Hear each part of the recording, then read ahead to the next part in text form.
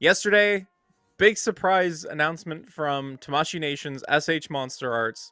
We finally have Anguirus coming to the SH MonsterArts line. What are we, 13, 14 years into this line without getting Anguirus? Finally.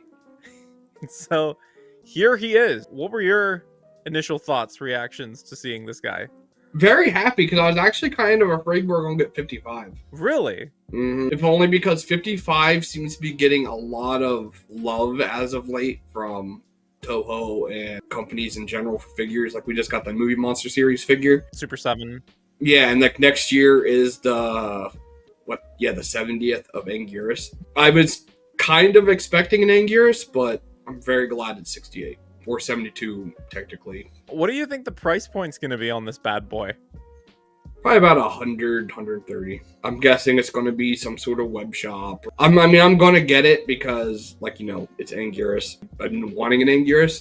So, I just hope it's not the price I'm worried about. Because when MonsterArts delivers, they're worth the price. I'm worried about how are all those spines going to look. The spines are what worry me regarding the price tag. So there's two things to worry about when it comes to like a MonsterArts release. One is character popularity. If it's not a popular character, it's going to go to web exclusive, and if it's web exclusive, the price is going to ramp up. But two is like the manufacturability. Like we saw with -1, $140 on the US price side. We've heard from Kyle Wadaga Super 7 how the spines are a huge manufacturing challenge for that design. And Anguirus, he has specifically said that Anguirus in the past is very difficult to make. He said it's different when you're doing like a soft vinyl Bandai movie monster series, but when you're going to injection molding, like MonsterArts is, the spines are very difficult to create, to recreate, and to manufacture. I'm worried about what the implications of the spines are on the price tag of the figure, but to your point, I'm also worried, like, what is the production sample going to look like? It's not just even the paint I'm worried about. Remember all the issues with Minus when it was being shipped and all the spines kept breaking? Well, I have unless they figure out a way to ship this where it's not like rattling around, I have a very bad feeling we're going to see a lot of broken spines. I hope I'm wrong. Everybody out there, I hope I'm wrong. Can I go get my my Revoltech Anguirus real quick? Yeah, go grab it. If they do something like this with Anguirus' spines, if you look at these, they're not solid. They're like hard rubber. I see. So they can't break. Like even his horns up here, the crest horns are like, harder plastic where they could break.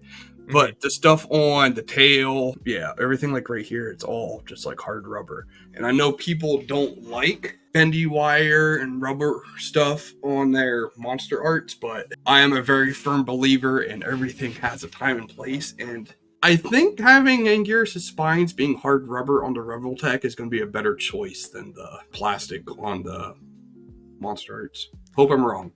Yeah, it's an interesting idea. Like we might have a MonsterArts figure where the spines are recreated using, like, let's say soft vinyl means, and then just put on top of a traditionally injection molded figure. Yeah. That might help with bringing the cost down to something a little bit more reasonable. We haven't seen the cost for Anguirus, have we? No, but the spikes make me nervous. Yeah. Well, almost anything with MonsterArts anymore with me makes me nervous. You know how I feel about that stuff anyway. Yeah. But yeah, like I'm excited for Anguirus because, as I said, when Tamashii does good, they hit a home run. I love their Hedra, their Gigan, their G72, even their Jet Jaguar, which I know some people were shitting on. Like, is it as good as a Figure Arts Ultraman? No. But, I mean, it's not bad. Just because it's not a 10 out of 10 doesn't mean it's not a bad figure. Accessory wish list for Anguirus. Anything that you're hoping it comes with? Broken jaw. It's from a different movie, though. I know. Well, maybe we'll get the alternate head with the no tusks and a broken jaw with the Mechagodzilla. See, it's 72, so that means no SY3. It would have to be something from Gigan, so like maybe a Maser tank or not the Godzilla Tower. They were at the World Children's Land. Look like little mushroom buildings. So nothing like must have. No, it's Anguirus. Anguirus is the must have. Off topic, a little bit of a segue. Michael Romero in the chat. Off topic, I've been debating to get the Atomic Breath -1 Godzilla or the regular one from Super 7. So Michael, I would say if you're looking for like a default look for -1, like you should get the regular one. But regarding like an atomic variant or a heat ray variant, like you have the option that's out there now, which is the charging version, and then presumably there will be a beam version as well. So you can kind of pick. Would you prefer the charging version with the extended spines, or do you actually really want that beam effect on your shelf? It's up to you. I don't think you can really go wrong if you're picking between those.